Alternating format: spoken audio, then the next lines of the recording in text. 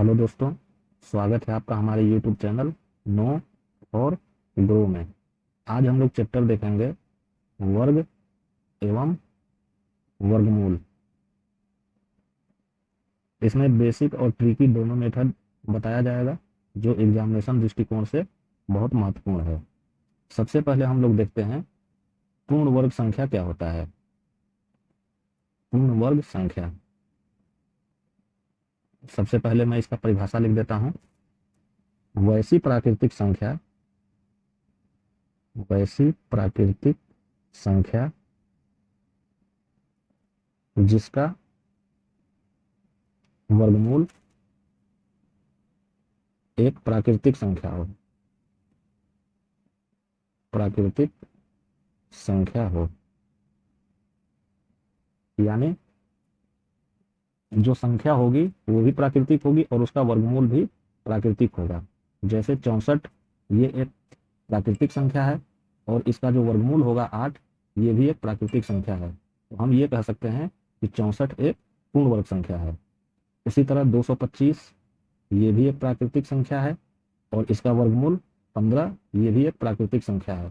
तो हम ये कह सकते हैं कि 225 एक पूर्ण वर्ग संख्या है। अब हम लोग नेक्स्ट देखते हैं पूर्ण वर्ग संख्या पहचानने का नियम। पूर्ण वर्ग संख्या पहचानने का नियम। इसमें सबसे पहले हम लोग ये देखेंगे कि कौन सी ऐसी संख्या है और उसका क्या कंडीशन है कि वो पूर्ण वर्ग नहीं हो सकती है। तो सबसे पहले हम लोग देखेंगे यदि किसी संख्या, यदि किसी संख्या का इकाई अंक 2, 3, 7 और 8 हो तो वह पूर्ण वर्ग नहीं होगा। यानी एग्जामिनेशन में कोई क्वेश्चन आ जाए और आप संख्या देखिए, जैसे मान लीजिए कोई संख्या लिखी हुई है 225 और आपने देखा कि इसके लास्ट में इकाई अंक 3 लगा हुआ है, तो आप सीधे समझ जाइए कि यह पूर्ण वर्ग नहीं होगा। कोई संख्या लिखी हुई है और आपने देखा कि इसके लास्ट में 2 लगा हुआ है, यानी इकाई अंक 2 है, तो यह पूर्ण वर्ग नहीं होगा। उसी तरह आपने कोई संख्या देखा और उसके लास्ट में 7 लगा हुआ है, यानी इकाई अंक 7 है, तो ये भी पूर्ण वर्ग नहीं होगा। तो जब भी इकाई अंक आप देखिए, अगर इकाई अंक 2, 3, 7 और 8 है तो वह पूर्ण वर्ग नहीं होगा। अब हम लोग नेक्स्ट देखते हैं यदि संख्या का इकाई एवं दहाई दोनों अंक, दोनों अंक विषम हो तो, विषम हो तो वह पूर्ण वर्ग नहीं होगा। तो वह पूर्ण वर्ग नहीं होगा। यहां तो आपको केवल ये देखना था कि इकाई 2, 3, 7 और 8 है कि नहीं। तो आपने चेक कर लिया कि चलो भाई इकाई 3 है, यहाँ इकाई 2 है, यहाँ इकाई 7 है, तो ये पूर्ण वर्ग नहीं है। लेकिन अब मान लीजिए कि इकाई के अलावा भी कोई ऐसी संख्या दी हुई है जिसमें इकाई अंक 2, 3 या 7 या 8 नहीं लगा हुआ है। तो उस कंडीशन में आपका क्या काम करेंगे कि उसका दहाई अंक चेक करेंगे। जैसे हम यहाँ एक एग्जाम्पल लेते हैं, जैसे 2251 हमने लिख दिया। अब इसका इकाई अंक क्या है, ये भी विषम है, और दहाई अंक क्या है, ये भी विषम है। तो इस कंडीशन में क्या हो जाएगा, यह संख्या पूर्ण वर्ग नहीं होगी।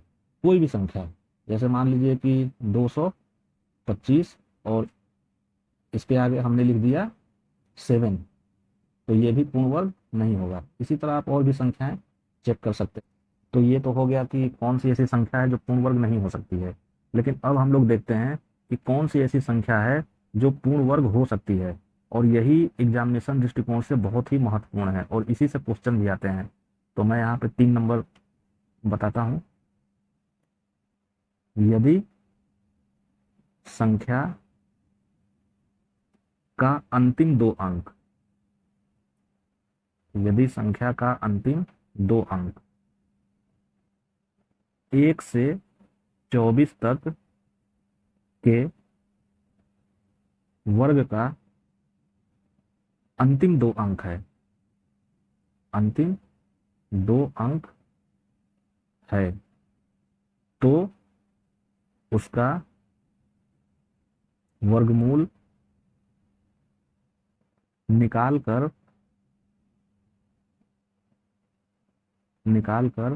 चेक करेंगे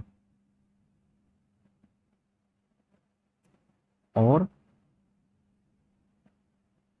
यदि अंतिम दो अंक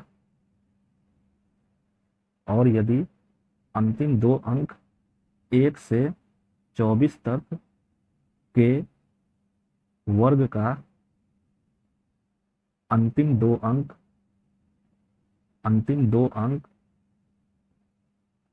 नहीं है तो उसे छोड़ देंगे, वह पूर्ण वर्ग नहीं होगा। जैसे हम लोग एक एग्जांपल लेते हैं 3969। अब हम लोग ये देखेंगे कि 3969 का जो अंतिम दो अंक है, जैसा कि मैंने यहाँ लिखा है कि यदि संख्या का अंतिम दो अंक 1 से 24 तक के वर्ग का अंतिम दो अंक है, तो हम लोग ये देखेंगे कि वो कौन सी ऐसी संख्या है, यानी 1 से लेकर 24 तक के अंदर की वो कौन सी ऐसी संख्या है जिसका वर्गमूल संख्या का अंतिम दो अंक है। तो वो है 13। 13 का जब हम लोग स्क्वायर करेंगे तो 169, यानी जो ये 69 है ये संख्या का अंतिम दो अंक है। तो हम लोग क्या काम करेंगे, इसका वर्गमूल निकाल के चेक करेंगे। जरूरी नहीं है कि संख्या का अंतिम दो अंक अगर ये मैच कर गया तो ये पूर्ण वर्ग हो ही, तो इसको हम लोग सबसे पहले चेक करेंगे। तो जब हम लोग चेक करते हैं तो क्या मिलता है, 63 का स्क्वायर, यानी ये संख्या पूर्ण वर्ग है। हो सकता है कि संख्या 2969 हो, संख्या का अंतिम दो अंक तो मैच कर रहा है, यानी कहने का मतलब ये है कि संख्या का अंतिम दो अंक अगर 1 से लेकर 24 तक के बीच आने वाली संख्या का वर्ग है का अंतिम दो अंक है, तो हम लोग सबसे पहले चेक करेंगे। उसी तरह नेक्स्ट हम लोग एग्जाम्पल देखते हैं 1444। अब 1444 में संख्या का जो अंतिम दो अंक है वो किसका वर्ग है, 12 का। 12 का वर्ग हम लोग करेंगे तो 144 मिलेगा। इसका 144 का अंतिम दो अंक और 1444 का अंतिम दो अंक, ये दोनों मैच कर रहा है। इसका भी हम लोग वर्गमूल निकाल के चेक करेंगे, तो ये मिला 3838 का स्क्वायर। तो जनरली एग्जामिनेशन में क्वेश्चन इस तरीके से सेट किया होता है कि आप जो अंतिम दो अंक देखेंगे वही वर्ग होता भी है, यानी वो किसी न किसी संख्या का वर्गमूल होता है। तो आप सीधे ऑप्शन का अंतिम दो अंक देखिए और अपना आंसर दे दीजिए। लेकिन मान लीजिए कोई ऐसी संख्या जैसे 2370, 1445, अब इसका जो अंतिम दो अंक है, ये अंतिम दो अंक ये 1 से 24 तक के बीच आने वाली किसी भी संख्या के वर्ग का अंतिम दो अंक नहीं है, यानी ये संख्या पूर्ण वर्ग नहीं हो सकती है। और जब अंतिम दो अंक मैच करेगा, जैसे यहाँ 44 मैच किया, 69 मैच किया, अब यहाँ भी 69 मैच किया, तो जब अंतिम दो अंक जब मैच करेगा तो हम लोग उसका वर्गमूल निकाल करके चेक करेंगे। अगर मैच नहीं करेगा तो वो संख्या पूर्ण वर्ग नहीं होगी, और अगर मैच कर जाएगा तो पूर्ण वर्ग हो भी सकता है और पूर्ण वर्ग नहीं भी होगा। लेकिन जनरली एग्जामिनेशन में क्वेश्चन इस तरीके से सेट किया रहता है कि जिसका अंतिम दो अंक मैच करेगा वह पूर्ण वर्ग हो जाता है। तो अगर एग्जामिनेशन में आपको ऐसा ऑप्शन दिया जाए जिसमें ये पूछा जाए कि 4 ऑप्शन दे दिया गया और ये पूछा गया कि इसमें से कौन सी संख्या पूर्ण वर्ग है, तो आप अंतिम दो अंक चेक करेंगे। मैच नहीं किया तो जाहिर सी बात है कि जिसका मैच करेगा वो पूर्ण वर्ग हो जाएगा। तो दोस्तों आज के टॉपिक में बस इतना ही। अगर आपको हमारे द्वारा पढ़ाया गया टॉपिक पसंद पड़ा हो तो कृपया आप हमारे चैनल को लाइक करें, सब्सक्राइब करें और अपने दोस्तों के साथ शेयर करें। धन्यवाद।